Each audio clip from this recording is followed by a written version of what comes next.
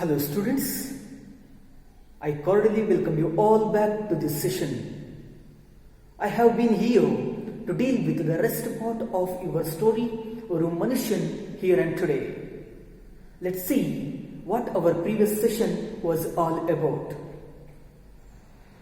The narrator of this story, Oru Manushan, had gone to a big city in quest of a job for his livelihood, or we can say for his bread and butter. Having reached it, he resided in a very small room which was quietly unclean, and the two was situated on a dirty street. Having no friend at all or even a relative, leading his life there in that big city was a challengeable one.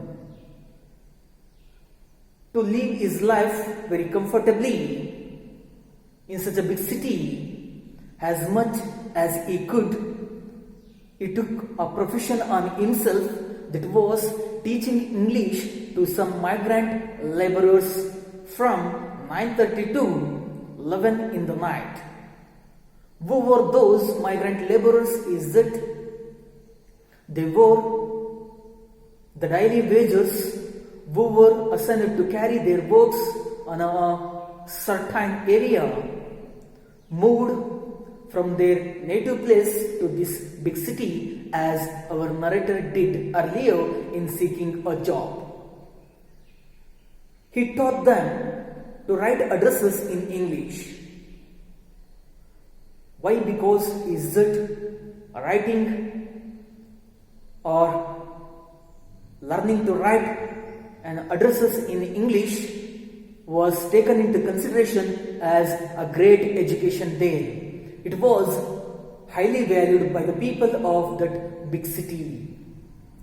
And you must have seen some people who write addresses at the post office. In that big city as well, one who couldn't write addresses in English at the post office had to pay some money to the people who could write addresses. Those people who could write addresses at the post office were being paid anything between 1 annas to 4 annas for writing and addresses, especially at the post office. Our narrator taught the skill of writing addresses to those people in order to escape from the destiny that he ever confronted, and to see if he could save some money for his survival. And in those days, when he taught those migrant laborers writing and addresses in using English language, he slept all through the day. He used to sleep all the day and woke up at 4 p.m. every day. And why was this done is that only to save the expense that our narrator spent on his drinking of a tea and his noon meal that he consumed at the afternoon time. One very fine day, our narrator woke up at 4 p.m. as usual. After finishing his chores at his room, he made his way towards a big restaurant to have his tea and a meal. You people need to understand that our narrator, when he stepped out of his room to have his meal and tea, he was dressed in a suit. By this, we can realize that our narrator must have been a regular customer to that restaurant. After wearing his coat on him, we found that he had a wallet in his coat pocket. In it, he had put 14 rupees, which was his life savings. By this, we were sure that how life was very burdensome at the time when the narrator had gone to that big city. After stepping out of his room, he got entered into a crowded restaurant which was full of people. They were around 50 in number. He ordered a full meal, and after having received it, he consumed a full meal consisting of chapatis and meat curry. And later, he drank tea as well. Later, he received the bill, which was around 11 annas. To pay the money, our narrator had put his hand in his coat to pay the bill which he received. When he found there was nothing else in his pocket, he started producing perspiration on his face as he was scared, knowing nothing was inside in his pocket. Meanwhile, everything that he consumed was digested in an instant time, or we can say in a short duration of time, everything became digested that he consumed ever. The reason is that he found no wallet in his pocket. And at the moment, our narrator was scared or frightened to see no wallet was inside his pocket. And the time came to him to go at the owner of the restaurant to let him know he had found no wallet in his pocket. And so that he made his way forward towards the owner of the restaurant and said to him that someone had picked his pocket and had taken away his wallet. I told you people in my previous statement that the restaurant was full of people having 50 in number. On receiving those words from our narrator, the owner of the restaurant gave a loud guffaw at our narrator. He made fun of him over our narrator. And when the owner of the restaurant gave a loud guffaw that made everyone startled around who were in that big restaurant. And later, after giving such a loud guffaw, the owner of the restaurant took hold of the collar of our narrator's coat and had shaken him a lot and shouted at him, "Your tactics doesn't work here, or your trick wouldn't work here. You have to put the money and you have to put the money down and go. Otherwise or else I will gouge your eyes out." That is how the owner of the restaurant took an advantage of the helplessness of our narrator. That is how the owner of the restaurant humiliated our narrator. That is the moment when our narrator experienced an embarrassing moment inside this restaurant. Not only the owner of the restaurant made fun of him, even the rest of the people who were inside the restaurant, they too made fun of him, using the circumstances that our narrator was in. At this moment, as our narrator was frightened a lot, having no alternative or substitute way to come out of this situation, he started looking all around where many people stood there. He didn't even see a single face whose face was very kind or sympathetic at our narrator's condition.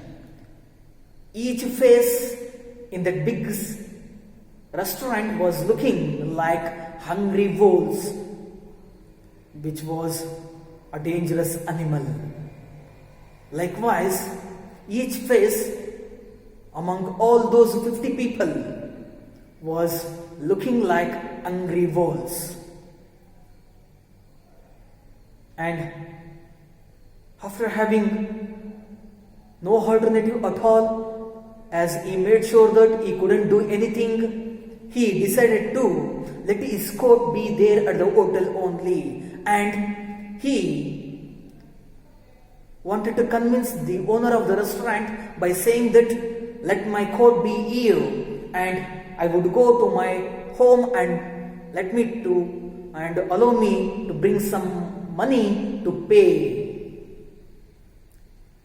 Again, on listening those words from the narrator, the restaurant owner or owner of the restaurant, again he laughed at him. Our narrator felt embarrassment at this moment, but he had no ways at all to come out of this position. As I told you people earlier, he had no one inside the restaurant to rescue out of his position that he was caught in. He had no one there to help him, to make him to come out of his position.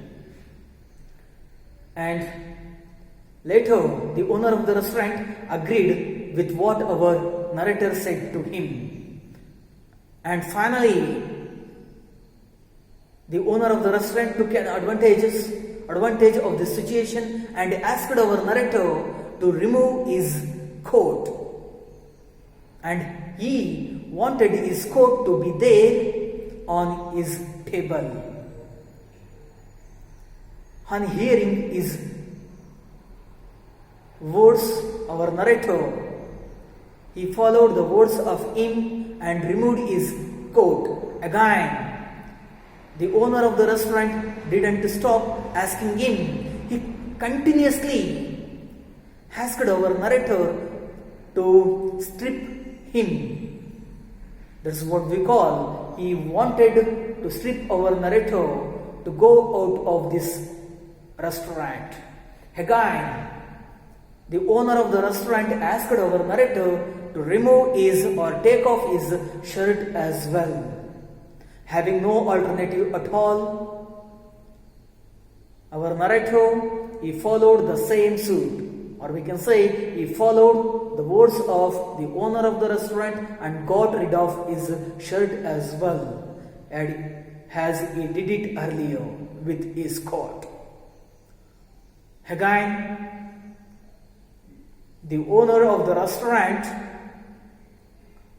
he asked our narrator to take off both of his shoes.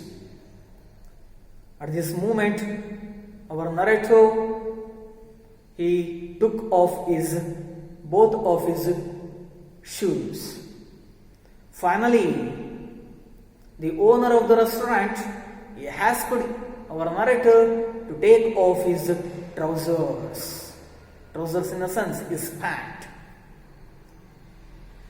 On listening those words from the owner of the restaurant, our narrator realized that the owner of the restaurant appeared to strip him or to make him to go out of this restaurant naked, having no clothes at all on his body, and gouge his eyes out, and he wanted to send him naked.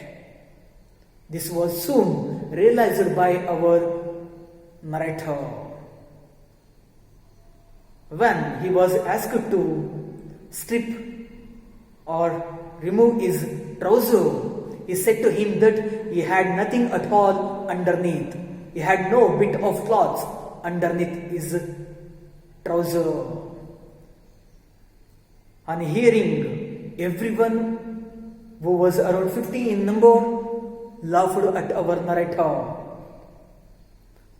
The restaurant keeper said to him that I had a doubt about it. You must have something underneath your trouser. Around 50 people who were inside this restaurant, they repeated the same words of the owner of the restaurant and made our narrator to feel humiliated.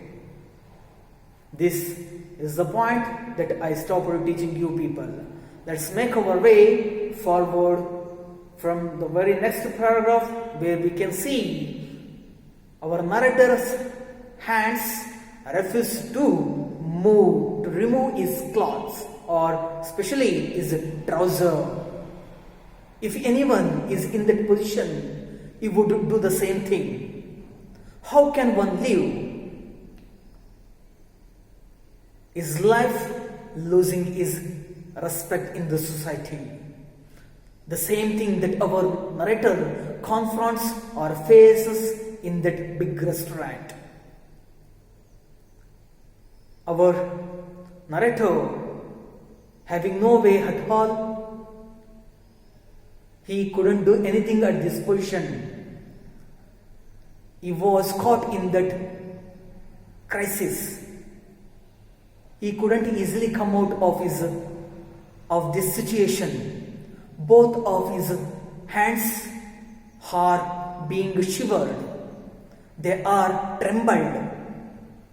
Both of his hands are refused even to remove his trouser.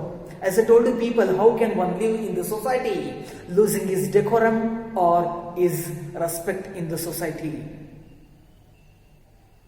And he assumed himself in his imagination a man who stood all alone in the midst of the crowd as himself he is. As he is himself in the midst of the crowd. Now, as his hands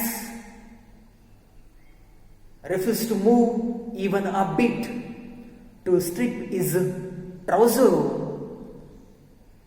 in a very next moment our narrator, he imagined himself, or we can say he assumed himself in his imagination a man. He brought a man before his eyes over here.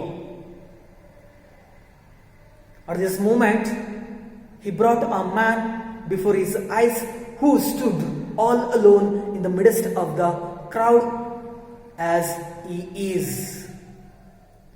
Stark naked, the man who stood inside or in the midst of the crowd, stark naked, or what we call completely naked. In his imagination, he brought a man before his eyes having naked, having no clothes at all on his body. He was completely naked and without his eyes. He imagined himself as a man came before his eyes without having eyes at all. As his eyes were, as his eyes might be, removed by the owner of the restaurant. This is what our narrator imagined himself. And he felt that his life was going to end like this. And now our narrator felt that his life was going to end like that only. He felt humiliated at this moment. He felt embarrassment by the owner of the restaurant and all the members or all the people who were inside the restaurant who took an advantage of the helplessness of our narrator. And he felt his life was going to end. His fate or destiny was only like this. And for all this, I never mind. And now, our narrator, he wouldn't mind. He now remembers the God who is the creator of this universe. Oh, the creator of the world. Now, our narrator recalls the creator of the world who is omnipresent, who is everywhere all around us, who is the creator of all the living beings of this earth. So our narrator, as he has no option at all, now he remembers the God who is an almighty and who is the creator as well. Now he remembers him and he addresses the God like this. He had nothing to say. He found no words at all to say more. No words were coming out of his mouth. He had got no idea at all what he had to do next. As I told you people earlier, he found no way at all to come out of his position, so that he found nothing in him to say more on addressing the God. Everything would end. He felt further that everything that would end like this only. He felt like this: if his treasure was removed by the owner of the restaurant, his life would end like this only. And everything would end to the satisfaction of all. And he addressed the God like this: everything that he had in him would end to the satisfaction of all the people who were inside this big restaurant. And for the satisfaction of all the people, and for their happiness only, and for their demand only, everything would end like this. That's what his thoughts went on going in his mind. He was completely helpless. He couldn't do anything to the owner of the restaurant and to all those people. No one came forward to help him or to rescue him out of the position that the narrator was in. And having no substitution or having no alternative ways at all, our narrator started undoing or unbuttoning his trousers buttons. He had no ways at all. Our narrator started unbuttoning one by one of his trousers. He was completely scared. At this moment, our narrator, he couldn't do anything. He felt humiliated, so that he started unbuttoning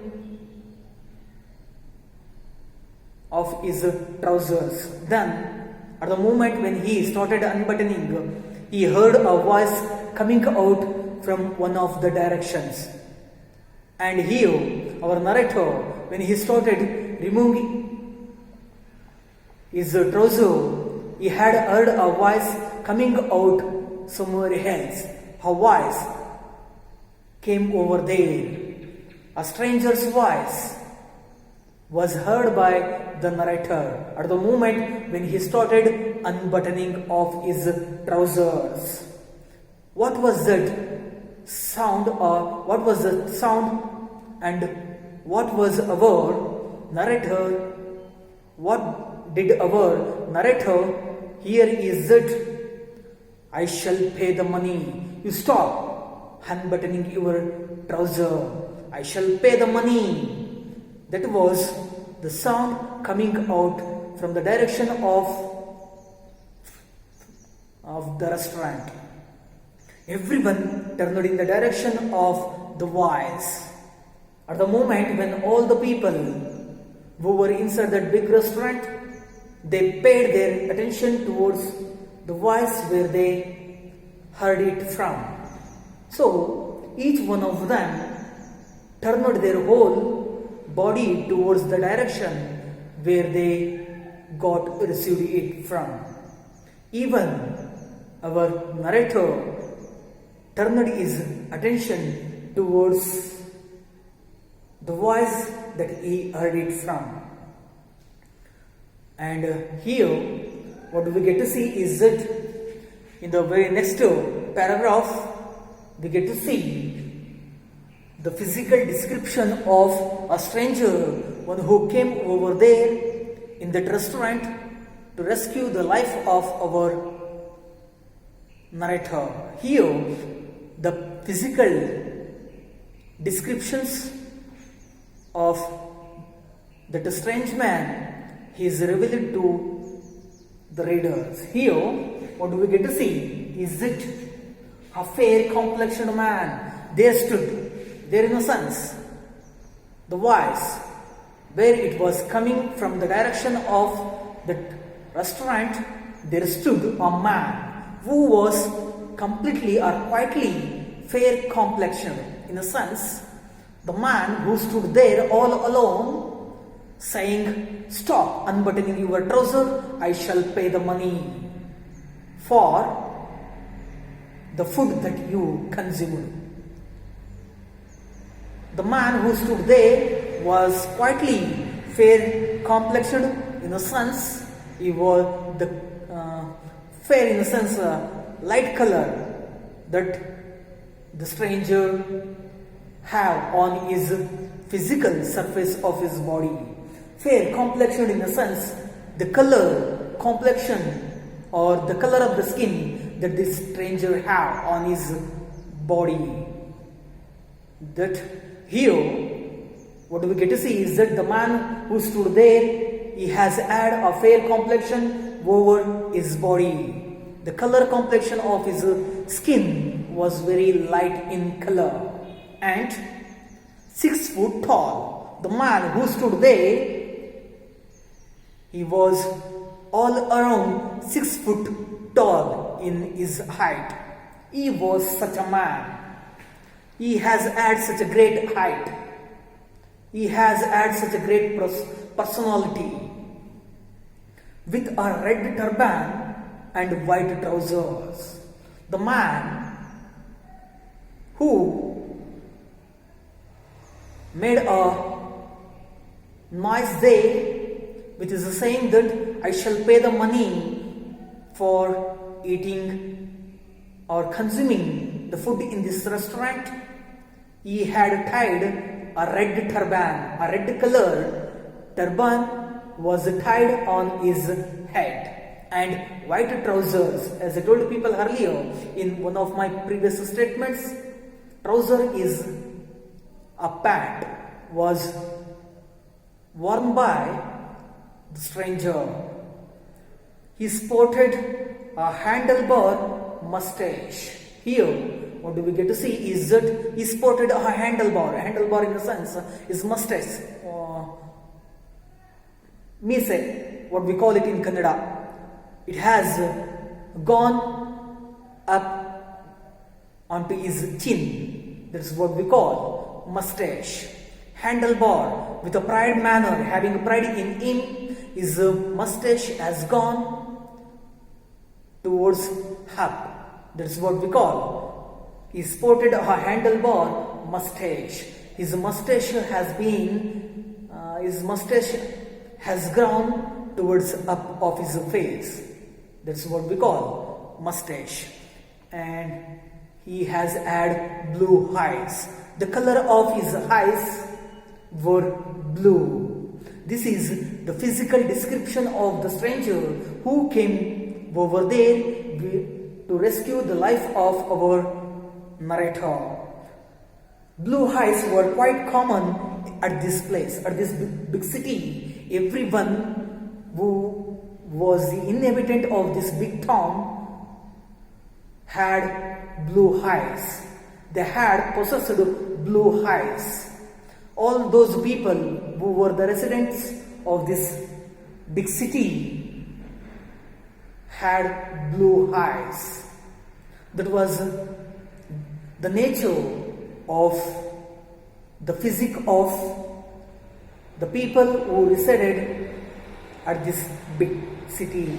He came forward and asked the restaurant keeper, the man who had all these physical descriptions on his body, he came forward to help our narrator lot, to make him to come out of his position. After coming forward, he came very closer to the owner of the restaurant and asked him, how much did you say it was? How much money had to be paid? Or in other words, we can say that how much money had to be paid. Or in other words, I have repeated the same words over here and here. In other words, how much was to be paid for consuming the food at your restaurant? This is what the stranger asked the owner of the restaurant. The owner of the restaurant answered him, saying that it was around 11 annas. The owner of the restaurant demanded the stranger to give him 11 annas for consuming the food in his restaurant. On hearing 11 annas from the owner of the restaurant, the stranger put his hand in his pocket and took out some money out of it, and he paid the amount that was demanded by the owner of the restaurant.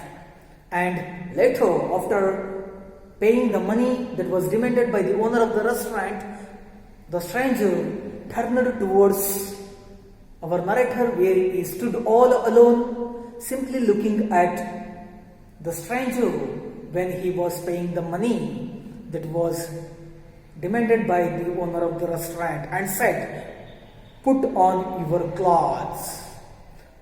When the stranger turned his body towards our narrator, where he stood all alone, listening to the conversation between the stranger and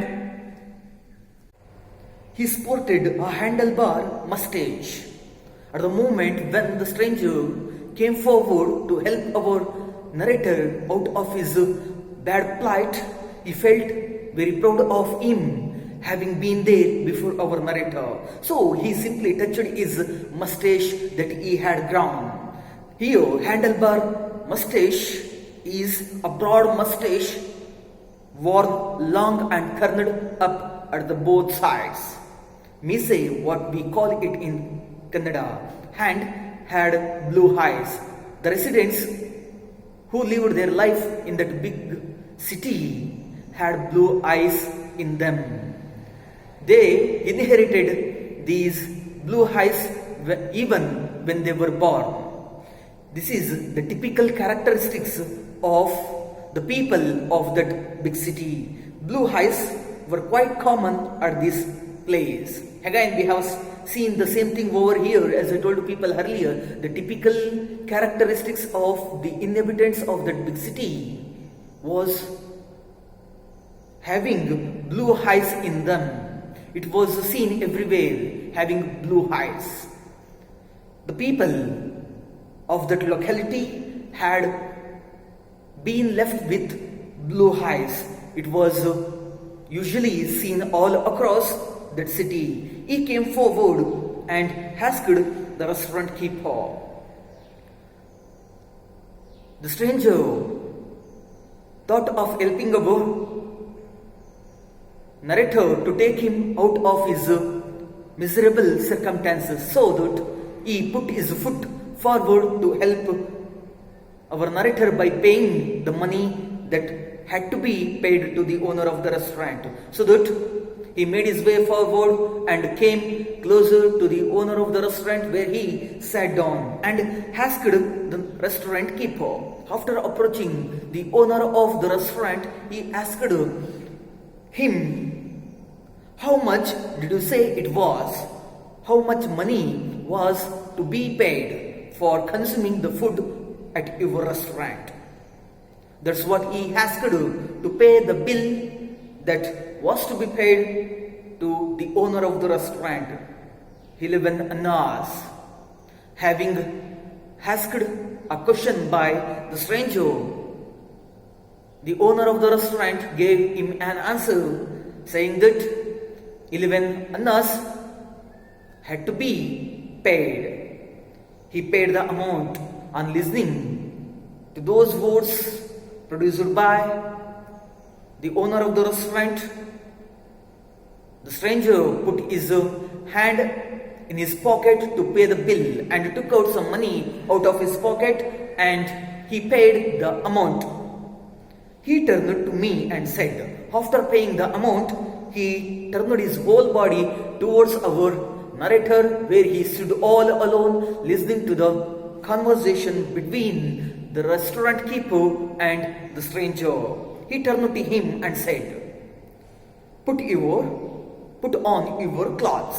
And now the stranger said our narrator like this, "You wear your clothes or put on your clothes," so that our narrator put them on, put his clothes on. He had worn his clothes, which were removed by the owner of the restaurant and which humiliated our narrator in front of all those 50 people who were inside that restaurant. He had worn all those clothes. "Come," he called me. And later, the stranger had invited our narrator to come all along the way with him. He called like this. He summoned our narrator to go all along with him somewhere else. I went with him.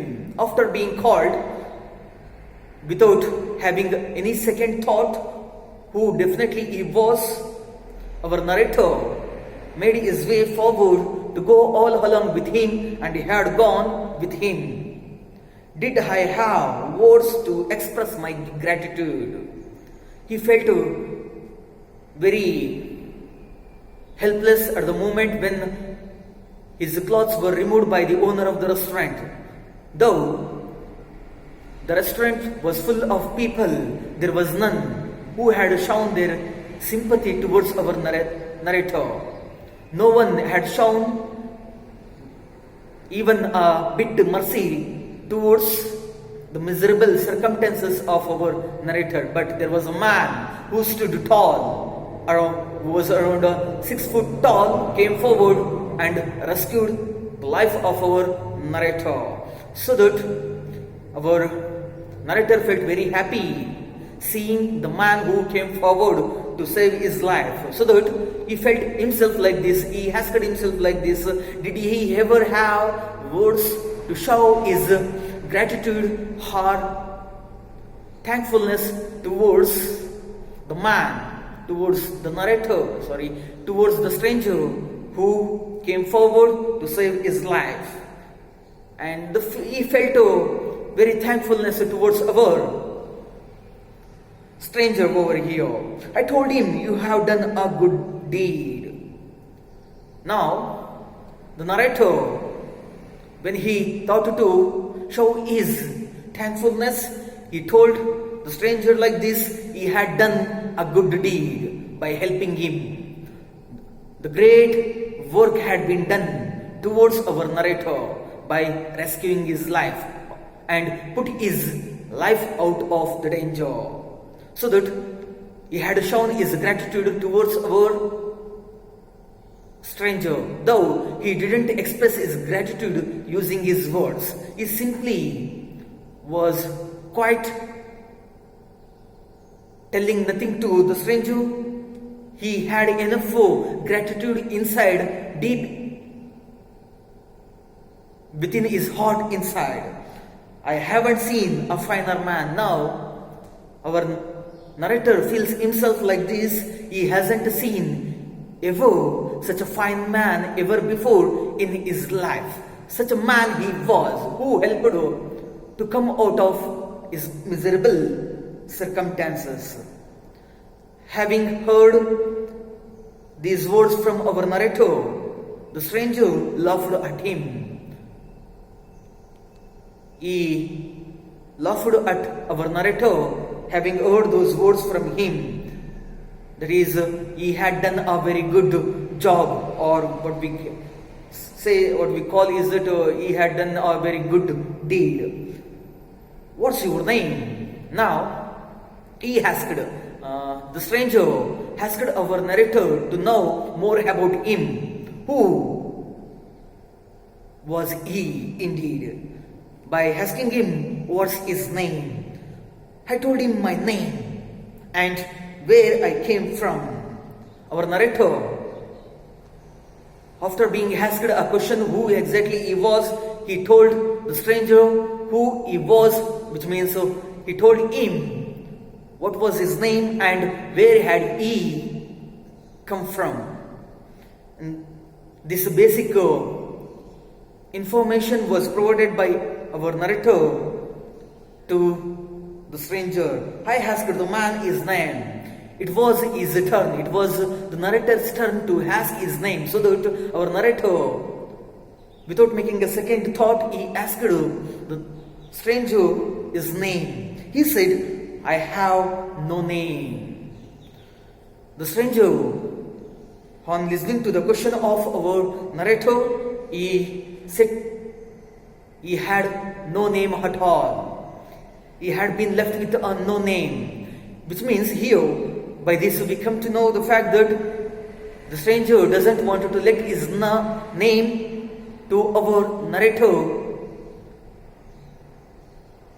Why? Because to our narrator. Why? Because is that if he comes to know, he would tell his identity to someone else, so that everyone who lives their life in that big city will come to know about this stranger, so that he doesn't want to tell his identity or name with our narrator. I said, in that case, mercy must be your name. I told people earlier that our narrator felt very glad towards the stranger as his life was saved from him, so that he continued saying that mercy must be his name, as his life was rescued, and as the stranger put his life out of the danger situation, our narrator predicted his name. Mercy must be his name. And here you people may get a question like this: what was the name given by the narrator to the stranger? That's mercy. Mercy was the name given by our narrator to the stranger. He didn't laugh at that. Having received such a word, mercy, even the stranger, he didn't laugh at that word. But earlier, a few moments ago, he laughed at our narrator, having received the words, that is, he had done a very good job at our narrator. He walked on until we reached a deserted bridge. The stranger took our narrator all along with him somewhere else. Where had they gone? Is it? He walked on. He kept walking on all across the road. He wanted to go somewhere else. He took our narrator all along with him until both they reached a deserted land. What do you people mean by deserted bridge? Is it? It's an empty land. And in other words, we can say that it's no man's land, where we can see no man presenting themselves in such area. That's what we call deserted land or bridge. To such a deserted bridge, having the knowledge of no man no man's land. The stranger the stranger took our narrator to such a deserted bridge. He looked all around. After having reached the deserted bridge, the stranger started looking all around the place that he was in to know whether someone is there. So that he kept looking at everywhere, all around. There was none. He realized that no one was there except these two people. Look, you must go away without turning around. Now, the stranger said that, look, you must go without turning around. Now he allows our narrator to go out of that place even without turning round. That's how he wished our narrator to go out of that place. If anyone asks you whether you have seen me, you must say no. On your way to your home, if anyone asks you about me, you must tell them saying that I have seen no man like me. That's what he has insisted in the mind of our narrator. As I told you people earlier, he doesn't want to reveal his identity before our narrator, as he is suspected that if he tells before anyone else, he would be caught by the people. I understood. Now the narrator, he came to know what he was saying before him. He took out from his various pockets about 5 wallets. He put his hand inside his pockets to take out 5 wallets, to give one of the wallets which belonged to our narrator. So that he took out the 5 wallets which he kept inside his pocket earlier. 5 among them was mine. After taking those 5 wallets, our narrator discovered the one which belonged to him. He identified his wallet which was his possession. He identified or discovered the one which was his. And later, which of these is yours? The stranger asked our narrator a question, which is these is yours. He offered the wallet which belonged to him. By stretching his hand, taking 5 those wallets onto his hand, he offered our narrator his wallet which was his possession. I pointed to my wallet. Our narrator, taking no time at all, he had shown his finger towards the wallet which belonged to him. He pointed it out by showing his finger towards the wallet. And later, the stranger asked our narrator to open it. And I opened it. On hearing the words of our the stranger, the narrator opened the wallet which he had taken out of the hand of our stranger. My money was there intact.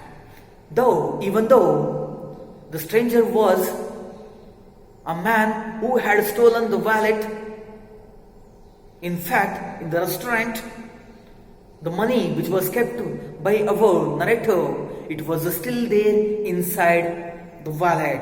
It was not even touched by this stranger. After having seen by the condition or bad plight of our narrator, though he was a thief, he couldn't even touch the money which was inside his wallet. By this, students, we come to know the fact that still humanity exists in the society. Even though he was a man of, even though he was a thief, he has shown a enough humanity after having seen the miserable circumstances which our narrator was caught in. But on the other hand, some genuine persons were inside that restaurant. No one had shown even a bit sympathy towards our narrator. They simply stood there listening and getting entertainment, looking at our narrator's position. But the man who came forward to help our narrator was the Oru Manushan indeed.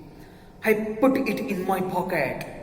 Now, after having received the wallet which was given by the stranger, he put it in his pocket. Students, here we also realize the fact that if anyone hadn't come forward to help our narrator or rescue his life out of his danger position which he was caught in, he would have been in a great trouble in his life. But the man or the stranger came forward and helped him a lot. He told me, may God help you. And now he allowed our narrator to go out of the place and blessed him like this, may God help you. On receiving his blessings, he too repeated the same words, that is, may God help you. After having come to know about the stranger's sympathy towards him, even our narrator doesn't hesitate to bless him. He repeated the same words, that is, may God help you. He blessed the same thing to the stranger, that is, may God help you to help you throughout your life. Students, this is how we have seen the transformation that takes place in the life of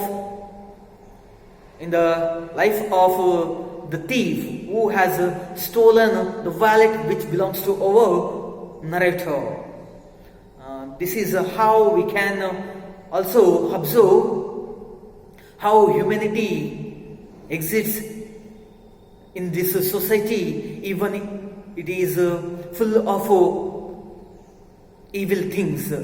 And this is how the narrator of this story has concluded this short story. I thank you all for listening to me all through the way. Thank you.